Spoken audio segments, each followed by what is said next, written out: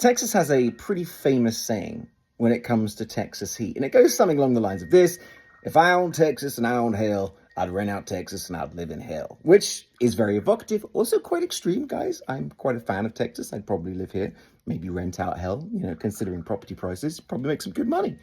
But have you ever heard the story of when hell came to Texas? If not, settle in and let me tell you the story of Satan's Storm. Now, Satan's Storm happened late one night in Copperell, Texas, which I'd never heard of until today. Apparently, it's near Lake Whitney.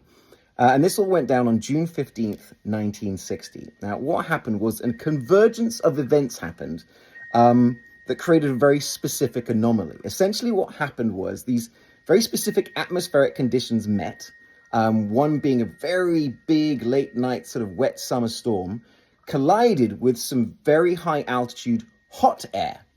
Now, usually in a situation like this, the precipitation would start evaporating and it would cool all of the air, and there you go, no problem. But this air was so hot and so dry that when the storm met it, it instantly vaporized the precipitation in the storm, which then caused this super hot, super dry column of air to shoot down from high altitude right down to the surface at a speed of about 80 miles an hour. And this all happened over Copperell, Texas.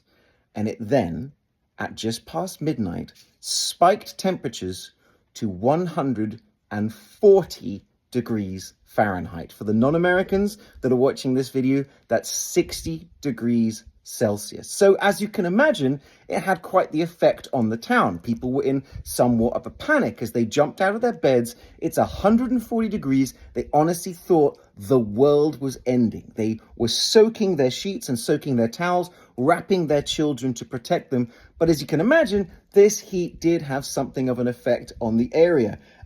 Crops withered, corn cooked on stalks, leaves just completely crisped up, cotton turned crispy. Car radiators were boiling over even though the cars weren't running. And this went on for 4 hours. Can you imagine just waking up at midnight and it is 140 degrees?